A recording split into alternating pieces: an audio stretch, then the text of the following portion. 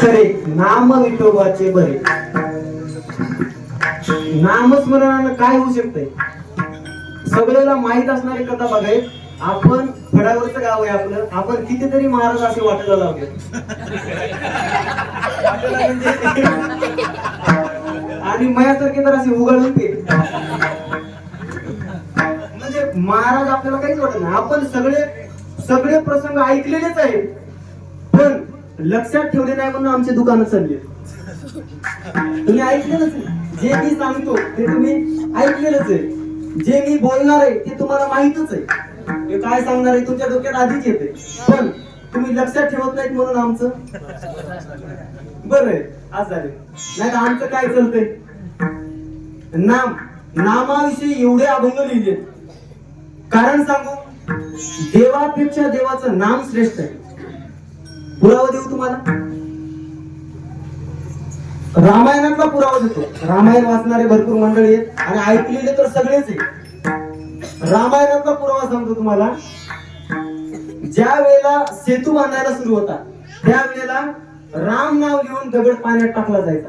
प्रत्येक वानर काय करायचं? दगडावर राम नाव कोरायचं आणि तो दगड पाण्यात टाकायचा आणि ते दगड तरंगायचा. रामाला प्रश्न पडला, भगवान रामाला प्रश्न पडला, अरे माझ्या नावानं जर दगड तरंगत असेल तर मी टाकलेला दगड इथभर पाण्याच्या वरच राहायला पाहिजे. प्रश्न पडायला पाहिजे. अहो आपण एखादा सरपंच असला तर रामराम घालीत नाही. दोन चाली यायला लागले तर नीट बोलत नाही. दोन बोल यायला लागले तर रामकृष्ण हरी घालीत. त्याच्या नावानं दगड तरंगत होते. वाटलं आपण दगड टाकलेला तरंगायलाच पाहिजे. मोठा दगड घेतला, पाण्यात टाकला, दगड गेला खाली. पुन्हा वाटलं या दगडाला माहित नसेल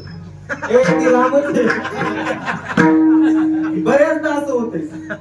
आता तुम्ही बघितलं आता मला पण काही वेळेस प्रत्येक वेळेस बघता.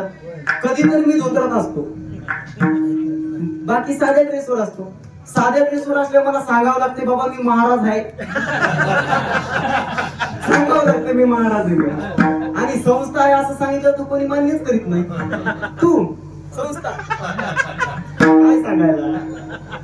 म्हणजे असं ते रामाला वाटलं की या दगडाला कदाचित माहित नसेल मी राम आहे. घेतला जोरात सांगितलं भाऊ राम आहे मी.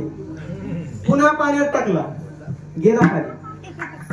रामाला वाटलं कदाचित त्याचं वजन जास्त झालंय, थोडा बारका घेऊन पाहू. तिसरा दगड घेतला, पाण्यात टाकला, तेही खाली गेला. आणि माग वळून पाहिलं तर हनुमंतराय उभे. आणि लाज वाटायला लागली आता. याचं कारण काय? शिष्यापुढे जर एखादा गुरु कमी पडत असेल त्याला लाज वाटते. आता समजा एखादा शिष्य, आता हे शिष्य समजा समोर बसलेला, त्याला जर म्हणलं वाजवायला बस, मी समोर बसलो, त्याने एखादा बोल माझ्यापेक्षा चांगला वाजवला, तसं तर वाटणार की बाबा आपण 3 वाजता उठायला सुरू करू उद्यापासून प्रॅक्टिस करायला. मग हनुमानाला विचारलं कधी आले?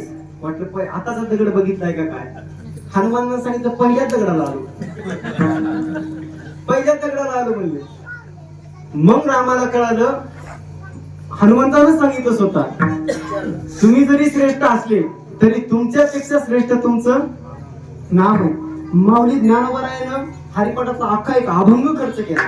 त्रिवेणी संगमी चित्त नाही आम्ही नामासी विन्मुख हरिविन धावया पुराण प्रसिद्ध नामे तिन्ही लोक ज्ञानदेव म्हणे नाम जपा हरीचे. आणि परंपरा अख्खा अभंग नामावर लिहिलाय. नामाविन मुख सर्पाचे ते नामे तरला नाही कोणी ऐसा द्यावा नाम घेता वाया गेला ऐसा कोणी. नाम संकीर्तन आलं का नाही साधनावर आपलं?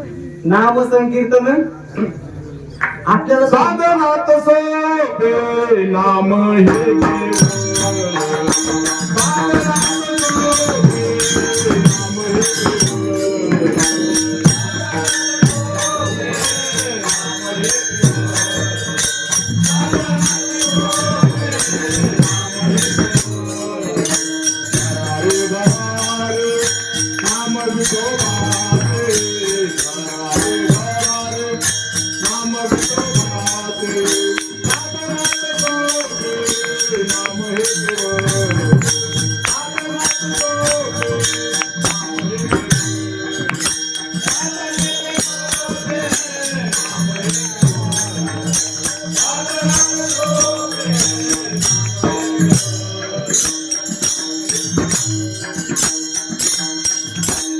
सर्वात सोपं साधन कोणतं सांगितलंय? नाम सांगितलंय. आणि आपण त्याच्यात आलिप्त राहतो. आपण नाम आपल्या डोक्यात पण येत नाही. सप्ताहाला चला, जेवण केलं चला. म्हणजे आपल्याला फक्त काय झालंय, महाराजांना सांगायचं आणि आम्ही एकदा कीर्तन झालं आणि दोघ जण शेकत बसले होते. हिवाळ्याचे दिवस होते आता सारखे. शेकत बसले दोघ जण आणि एका जणाने काढली तंबाखू काढली आणि म्हणायला लागला. दुसरा त्याचा जोडीदार होता. जोडीदाराने सांगितलं, अरे आताच महाराजांना सांगितलं की व्यसन करू नका, धंदा आहे त्यांचा. पण आपण व्यसन नाही करायचं तर त्यांना सांगायचं कोणाला? म्हणजे आम्ही सांगायसाठी तुम्ही व्यसन करता. किती अवघड झाले. असं त्यांना वाटते की हे म्हणजे धंदा करायलाच आली तिथं. आपण ऐकायचं आणि सोडून दे. कुणाचं तरी ऐका. आपले गाव आता पंढरपूरच्या किती जवळ आहे? आमचं गाव सांगायला गेलं तर इथून 450 किलोमीटर आहे. किती?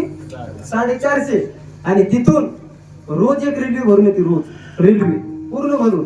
आणि त्या रेल्वेच्या त्या पटरीपासून ते पांडुरंगाच्या त्या मंदिरापर्यंत लोक पायाने जातात.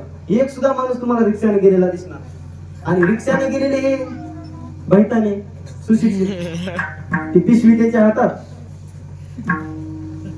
जे खरे वारकरी येतात तुम्ही बघा एखाद्या वेळेस जाऊन, पूर्ण लोक पायाने तिथपर्यंत जातात. आणि आपल्या किती जवळ येऊ, किती भागी आहे आपलं.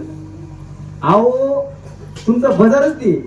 काय आणायचं झालं तर पंढरपूर, काही विकायचं झालं तर, देवाला जायचं झालं तर मग इकडे जाते मरी माईला.